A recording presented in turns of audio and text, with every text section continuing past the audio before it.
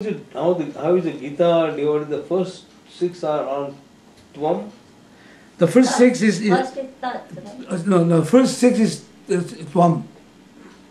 You. Unfolds who you are. Okay. Okay. Then the second one unfolds what the Lord is. Tat. No, it doesn't go Tat Tvam Asi like that. Not no. Tvam, Tat, and Asi at the end.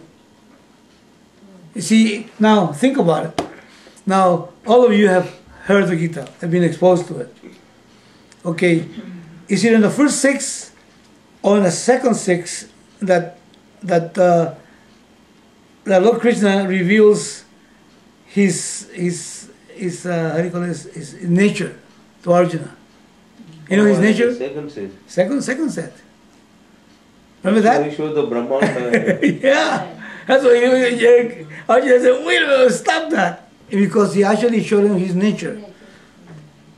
His nature meaning, for example of Ishvara. For example of Ishvara, he has swallowing the worlds. I said, wow. You see, and what is going on in there? So Arjuna is being taught that. But not only that, in that particular second set, it's also showing him the nature of himself as Brahman. And not telling him, I am Brahman, but you are that too, like that. Because that's what he told him at the beginning. So it's actually clinching that together.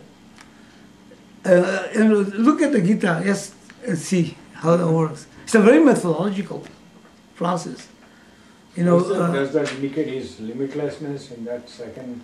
Right. Well, no. He actually showed them at the beginning. He said, who's born and who dies. The self cannot be burnt. It cannot be wet. The wind cannot damage it. And who is that as you?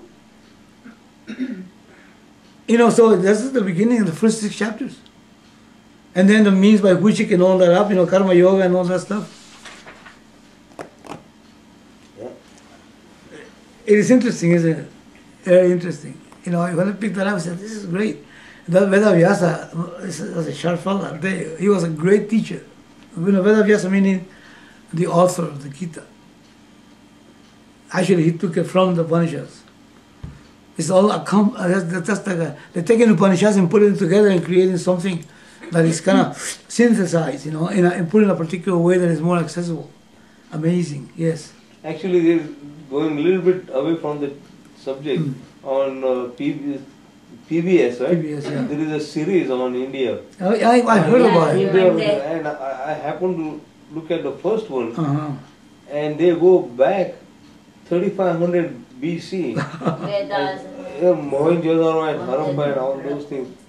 And they discovered Sanskrit writings, which we still can recognize, the same Devanagari script. Yeah. I could read it at least. Yeah. And it's amazing how the thing was put together at that time. That's right. It's so thorough.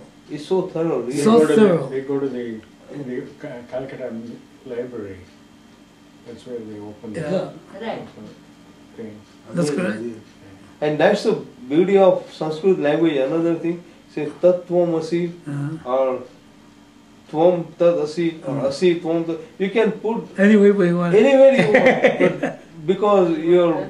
So the order of the cases that I talked about, 7 cases, those cases define who is the doer, who is the subject, who is the adverb and all those things. So it all depends on the case of the thing. So you can put any word anywhere and you can put the sentence. Yeah, you would think that the Gita will follow the Tat Tvam. No, it can go anyway. Yeah. It can go anyway. So he does the Tvam first, then the Tat, and then the Asi at the end. Yeah.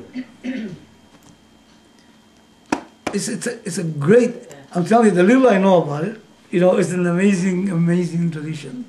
I just wondered, where did it go? It is so amazing. I know, really. because you think about it, 1300, what was it, 1300 BC? 35 BC. Think about it. Now, look at the cultures of the world. Where were they? Yeah. In Europe, they were still, hanging from the trees.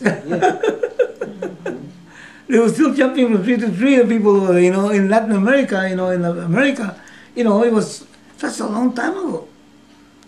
The Toltec and Toltec traditions, of course, everybody has something going, but not that far away. So there's something to it. That's why, when I saw about the Sanskrit and the writing, they call it the Devanagari. It is God's writing. It is God's expression.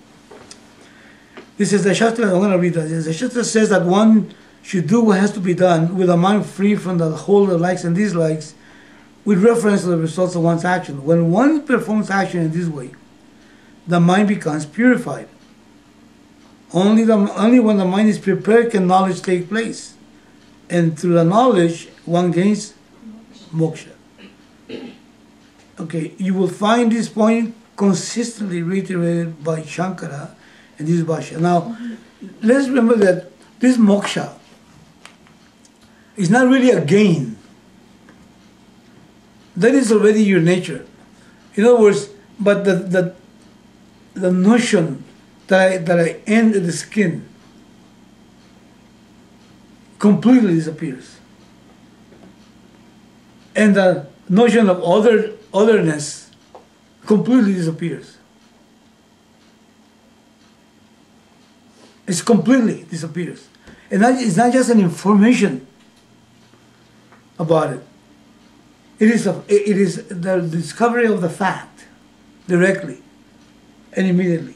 The discovery of the fact directly, and the wave can think and they can read about the ocean and I are one, but it still acts in a way as though it was separate. Why? Because even though information is there, it is not sunk into his heart of the wave.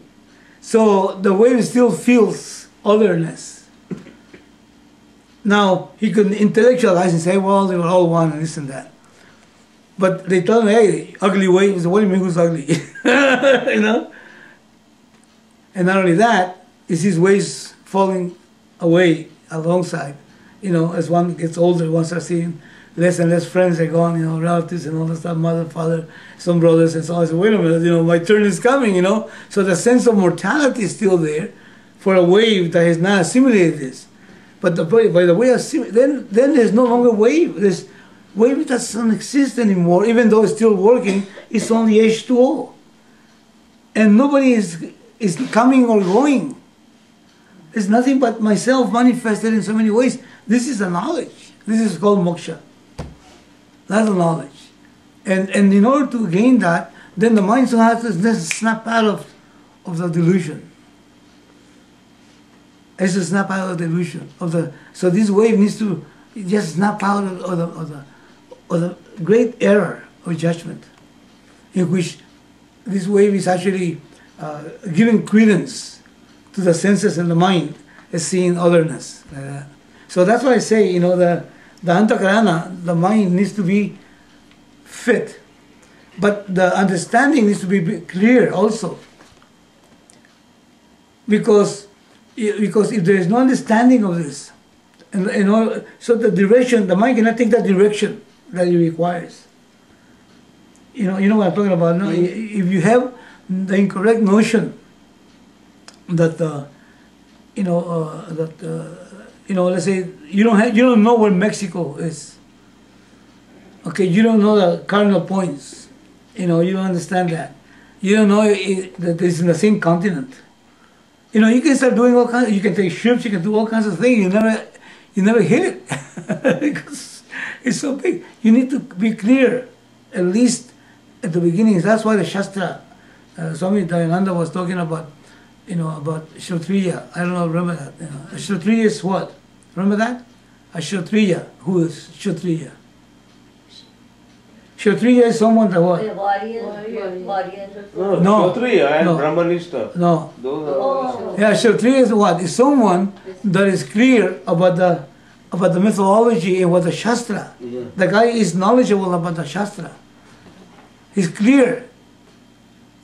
This is someone that can guide you, and cannot, the guy has to have a notion. I'm going to talk about Kshatriya. I know geography. I may never have gone to Mexico City, but I know geography, let's just say, okay? And I know that Mexico is south from here, okay? And I know the distance is about 3,000 miles from here. And I know that between here and there is valleys and mountains and deserts and everything else. I know that. And I know that if you make a mistake, you hit the how do you call this, the Gulf of Baja California, and you'll never get to Mexico. Why? Because now you go into the peninsula of Baja California, you gotta go on the other side of the Rio Bravo, and so, the Colorado. And so, you gotta know all this stuff. I've never been there, okay, let's just say. And you come to me, and even though I've never been there, at least I know how much the trivia in terms of where Mexico is and what is the geography of it and everything.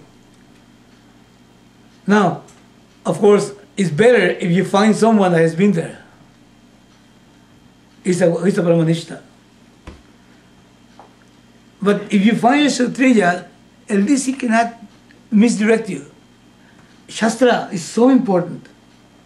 You say, why study Shastra? You gotta look, you gotta see what the whole thing is about. You have to understand, what this mind, how does it work? What are the nuts that don't allow you to get that, even though you are that. So Swami Dayananda was saying, I'd rather have a Kshatriya, even though he's not a Brahmanista, because at least he won't confuse me. Of course, if he's also Brahmanista, then what's the best? That's a true guru. You see, that's the point of this thing here. So Shastra is so important. So the mind needs to understand, at least have a general perception of it. And Arjuna seems to have gotten some of it. Because he says, now I want to own it up, but please repeat this to me.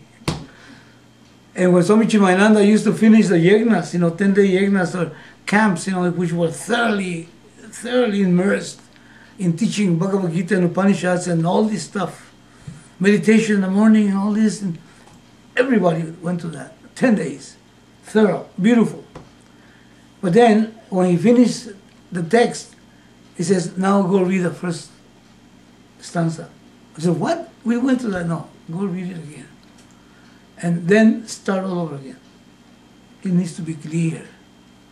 That's what Arjuna wanted. I want to be clear about it. I need to gain this knowledge. That's wonderful. Yeah. Okay. He said, Karma Yoga or any other yoga does not directly produce moksha, as we have seen. To think otherwise is not to understand. First, the mind needs to be prepared through karma yoga, and then knowledge can take place. There is an order here, and it is this order that Arjuna was describing in this verse. You know what I'm talking about, the order? What is the order he's talking about? Is that a command? What is the particular fashion or pattern That's right. of things? Yeah, step by step. That's right. You see, you have a car with 6 speeds on it, a nice hot rod, okay? You don't start on sixth gear. And start going. He ain't going nowhere at that level. You see, you gotta go to the lowest gear, which is first gear. There's an order. Oh, no, I want to just start running. Well, you'll run, don't worry about it. But become fit. In other words, let this mind become fit. But I am the self. Wait a second, I know you're the self, no problem. But there's an order that needs to be followed. Without that order, there is no, it's like going to exercise. I used to teach yoga and all that kind of stuff. Warm up first. No, let me do it. Start loosen it up a little bit. And listen, loosen it up. Start developing more, limber a little bit more. Okay, how are you eating? How much are you sleeping? And so on and so on. Get rid of those things, and limber up. Yeah, but I like to be able to do sarvangasana. I like to be able to do this. Listen, you're going to fall asleep. Just get ready for it. You have to limber up. In the Ashtanga, the 8 steps, the Patanjali's, there's an order. I don't know if you've ever seen it. Yama, niyama. And people don't follow the order. No, I want to do asana right away. How much you charge? $10. Okay, give me $10. Teach me asana. Hey, you guys go to the gym, you don't have to do yoga for that. But if you're seeking what yoga has to produce in terms of the antakarana, you need to have, yama, niyama, asana, pranayama, and so on, and so on. There's a particular order. Otherwise, you're spinning your wheels. Something happens, of course. But then, it's not what the thing was designed to do. Something happens, of course. Every action is a reaction. If you're lucky you don't get hurt, something will happen. And of course, it's quiet and all that. You feel good. Any exercise brings about, you feel good, but nothing, not what it's supposed to do. Patanjali's purpose doesn't get fulfilled. Patanjali, yeah. Okay. So then he continued. Now we're going to go to the next verse.